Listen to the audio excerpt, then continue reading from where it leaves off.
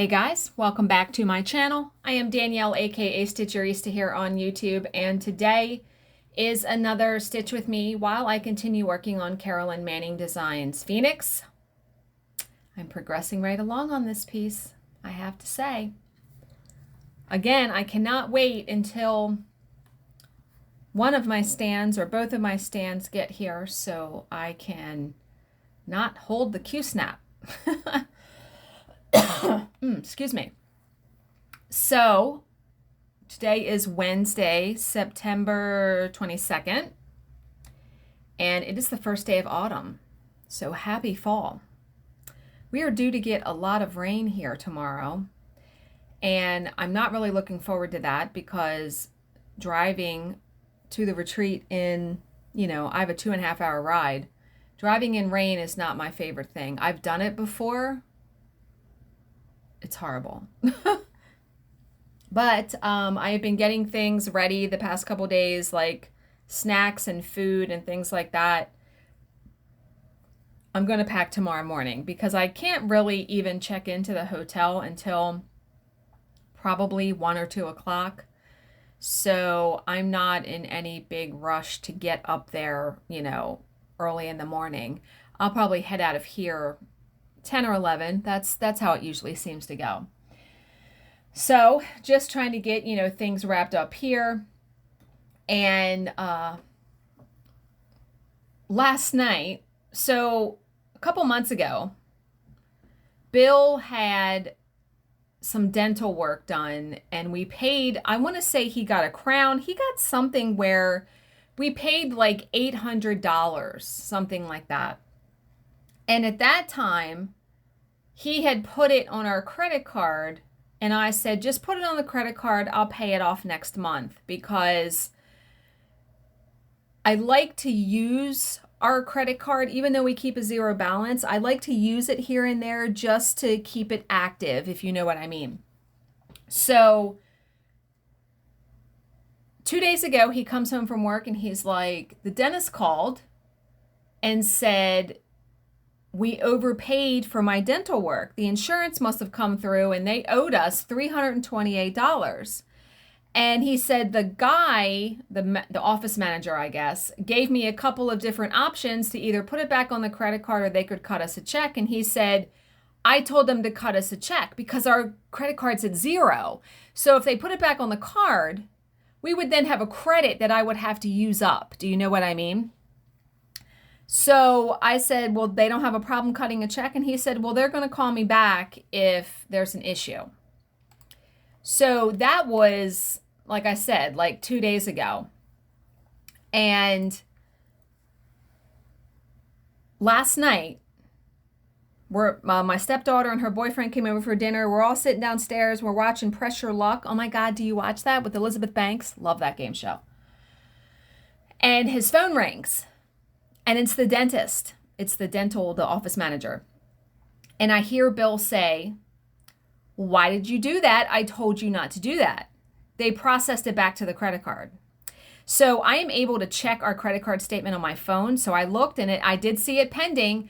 Bill was so mad. He was so mad. He gave them such a hard time. Like, I told you not to do that. Why did you do it? And so he gets off the phone and he's mad. Bill is not someone that gets mad very often, but when he does, watch out because it takes a lot to get him mad. So we go through the rest of the night. He goes to bed. I went in my office and I wanted to stitch for a little bit. And I hear him yelling for me. And he's like, the dentist called when I guess we were getting ready for bed. Like, I didn't hear his phone ring. The dentist called back and said that they're going to try and take back the credit from the credit card and cut us a check. So I checked this morning and it looks like it's off of there, like the credit didn't apply. So they must have been able to take it back because it was still pending, I guess. So now I'll be looking for a check to come in the mail. But I was like, wow, just all of that. I mean, Bill was so mad. He's like, what dentist do you go to? Because him and I go to a different dentist. I've gone to my same dentist since I lived in Hagerstown, well before I was even with Bill. So I said the name and he's like, oh, I may be going there. I said, okay. Go there then. I like my dentist. Okay. So then this morning, I talked to my dad, and I hadn't talked to my dad in a couple days. My dad works for himself. He did have a moving and hauling company. He doesn't really do that anymore. But he'll go, like Storage Wars, where you can bid on storage units. They auction them. He does that. And so he has had some stuff that he has taken to auction himself. There's an auction house in one of the cities in our state, and he has taken some stuff there. So he said, I'm getting ready to head into the bank because I got a check from the auction house. And so he was calling me on the way to the bank. So he's like, okay, I have to go. I'm going into the bank. So my dad calls me back like 5 minutes later, not even 5 minutes. And I'm thinking to myself, when I see his number on the phone, I'm like, oh, he probably butt dialed me, or he called me back by mistake. Because sometimes, given that I was the last person he called, he has dialed me back by mistake. So when I pick up the phone, I'm expecting him to say, oh, I'm sorry, I didn't mean to call you back. No, instead he says, well, that was a waste of time. I said, why? So normally with these checks from the auction house, he will just deposit them in his bank account. I don't know why he decided to take the check to their bank that the check was written on and just cash it and get the cash. Because you can do that. If somebody writes you a check, let's say it's Bank of America, you can go to Bank of America and cash it and get cash. So he said, I go up to cash it and get the cash, and they say, Mr. So-and-so, there's no money in this account, so we can't cash your check. And it was for $1,600. And I was like, ew, no. What? So then we were talking about it and all of that. So now he has to make a very difficult phone call to the auction house and be like, there was no money in the account. I couldn't cash my check. He said it's happened one other time before.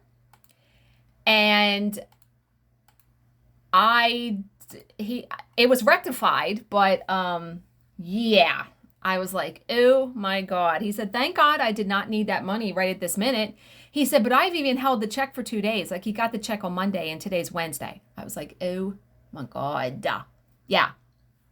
So, Charlize's teacher, got an update on that from my mom this morning. Charlize's teacher regraded her paper and she got a good grade now. But it's so crazy that you have to get them all right on the quiz or you get a 0. I don't understand that system of grading.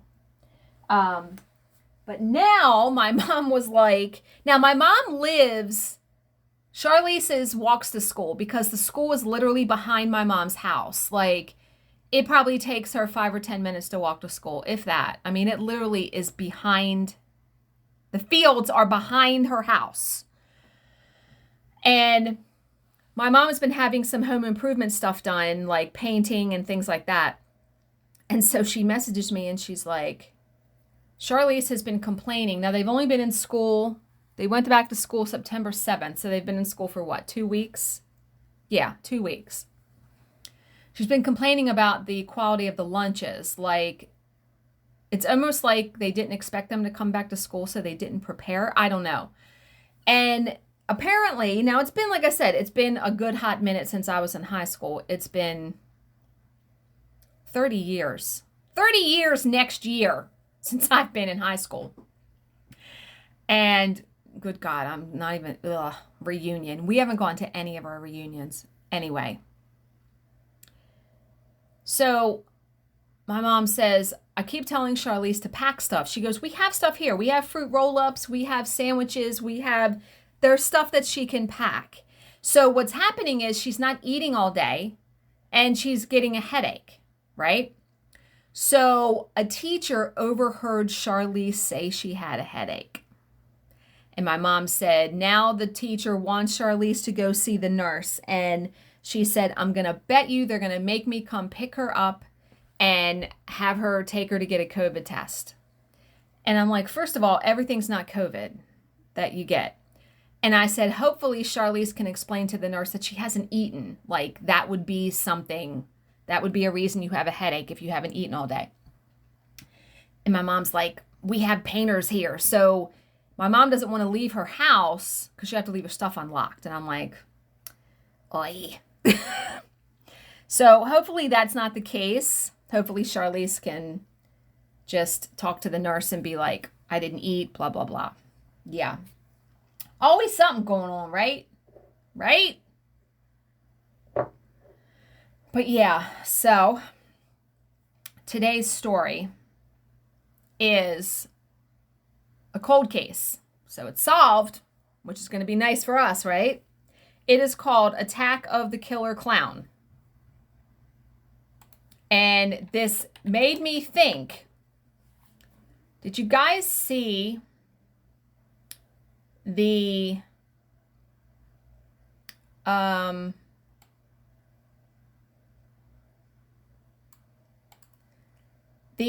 why can't I think of this? The American Horror Story Freak Show, because it had a killer clown in it. Yeah, that made me think of it immediately when I saw that. Okay, so Attack of the Killer Clown. It was one of the most bizarre murders that investigators in Palm Beach County had ever encountered.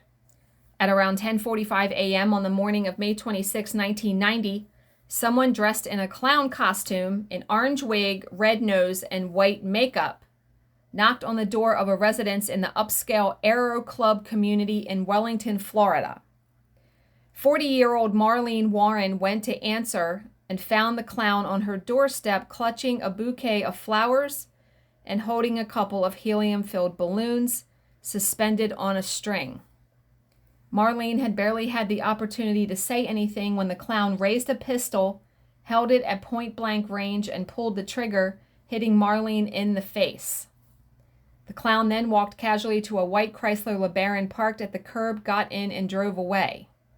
Marlene Warren was found moments later by other occupants of the house. She was alive but unconscious when she reached the hospital, and she died 2 days later without ever waking up. What? Like, this is why you have a Ring doorbell. I don't even answer the door anymore. If I don't know who you are, I don't care if you're holding flowers or not. Nope. No. Can you imagine? My God. So, suspects in this cold-blooded execution were not hard to find. Just 2 hours after the shooting, the Palm Beach County Sheriff's Department received an anonymous call from a female tipster advising them to check out Michael Warren and Sheila Keene. Warren was the victim's husband. Keene was an employee at his car dealership, Bargain Motors, in West Palm Beach, and the word on the wire was that they were having an affair. Can nobody keep it in their pants? Why is so many of these stories people are having an affair? What are we doing here, people? What are we doing? So, but that was explicitly denied by Sheila Keene. So according to Sheila, her relationship with Mike Warren was strictly employer-employee. He owned the car lot. She was his repo lady. That also accounted for Sheila's alibi. At the time of the shooting, she had been out repossessing a car. Okay. Michael Warren was equally emphatic when asked to account for his whereabouts. At the moment that his wife was being gunned down, Warren was on his way to a race meeting at Calder Racecourse in Miami Gardens. Several of his friends were able to verify this, but that did not put Warren in the clear. A man of his means could easily have hired an assassin. People do it all the time. See Lifetime movies about it. Or he could have gotten his lover, Sheila Keene, to do the dirty work, because despite their denials, the police were now certain that the pair were romantically involved. Several Bargain Motors employees had seen them kissing and cuddling. Good night. There were also rumors of discord in the Warren marriage, so that gave them motive. Yeah. But again, just divorce her. But I guess sometimes, for people, it's not as clear cut as that, because if he owned that motor, he owned the auto practice, he would have had to give her part of it probably. Good God, though. So, over the weeks that followed, the police focused their investigative efforts almost exclusively on the car lot lovers, and the evidence soon began to stack up against them.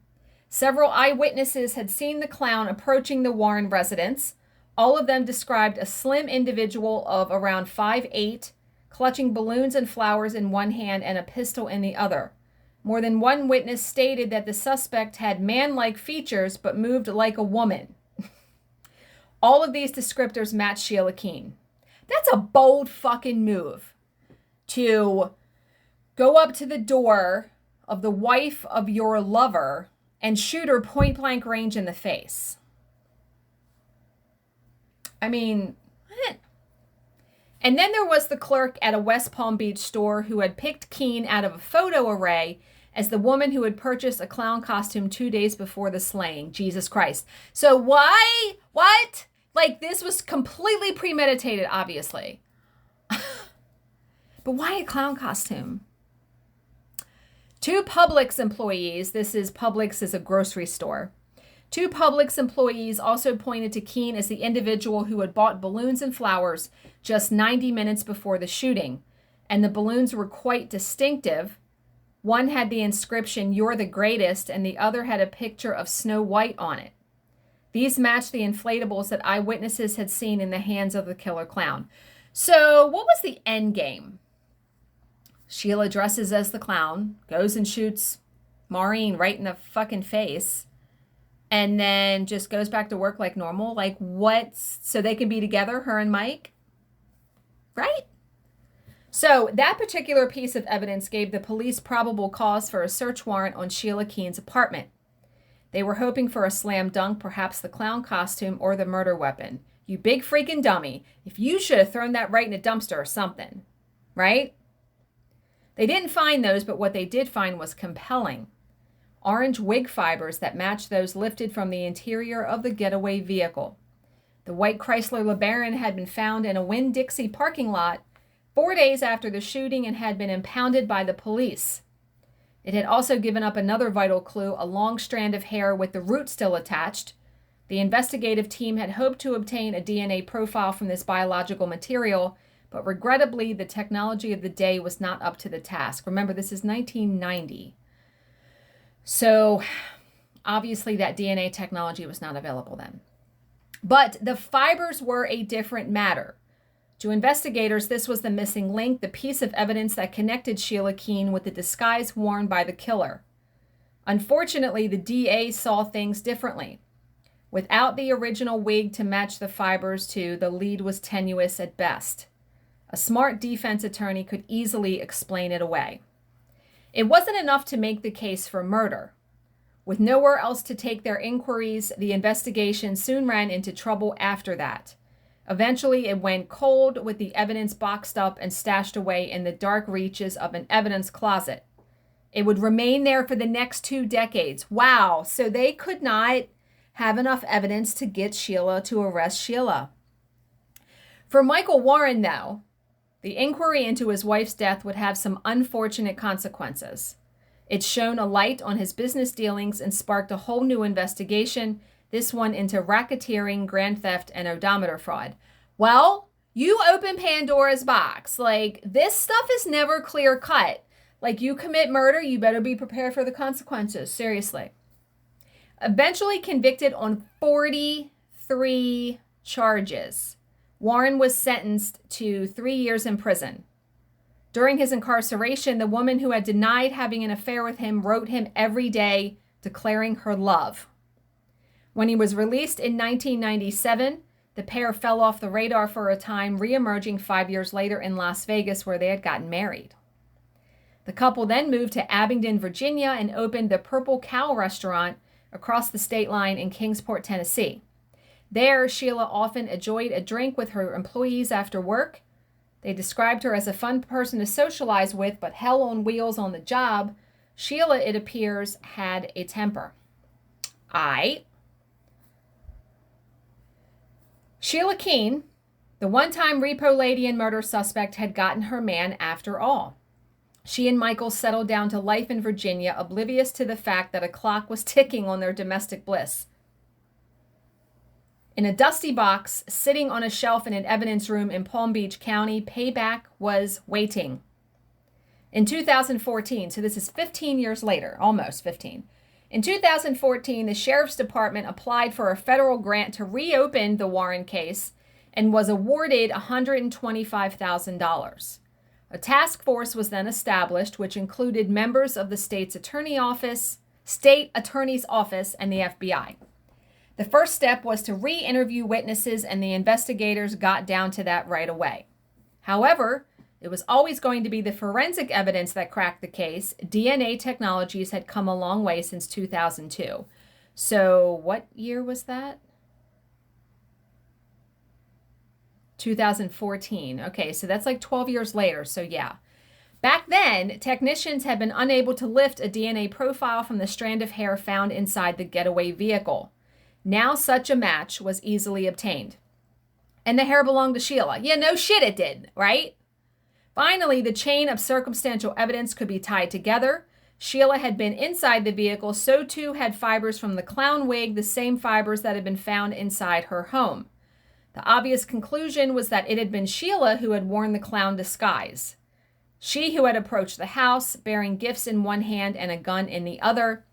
And it was Sheila who eyewitnesses had seen getting into the stolen Chrysler LeBaron and driving away after the shooting. It was Sheila who had pulled the trigger and ended the life of her rival. It simply could not have been anyone else. Sheila was indicted for murder in August 2017 and extradited to Florida, where she was held without bail. And the stakes could hardly have been higher for the accused murderer. I'm guessing they thought they got away with it. I mean, all that time, right? Prosecutors were treating this as a capital case. Later, the threat of the death penalty would be removed from the table, but Sheila still faces the prospect of life without parole if convicted.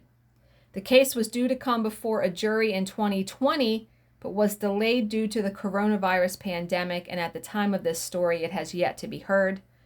One chilling detail would emerge while Sheila waited on her day in court. According to Sheila's employees at the Purple Cow, she had a favorite costume that she liked to drag out at Halloween. She liked to dress as a clown. Just creepy as hell. Like, what? Right? Yeah. There are some wacko people. Like I said, what was the end game there? You're going to kill her, you're going to get with Mike, and it's all never going to be, like, discovered. Like, the people saw her walking up to the door with the balloons and a gun. What? I don't know. I'm amazed. I'm amazed every single day that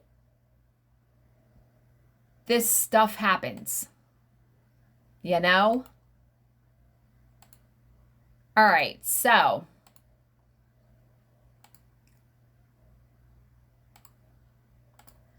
let's read. I'm trying to find a positive affirmation for success and happiness. I've actually started to read a book about changing your brain, changing your habits, things like that. It's fascinating. They say to really put a habit in place, it takes 66 days. 66 days of doing something to make it a habit. Okay.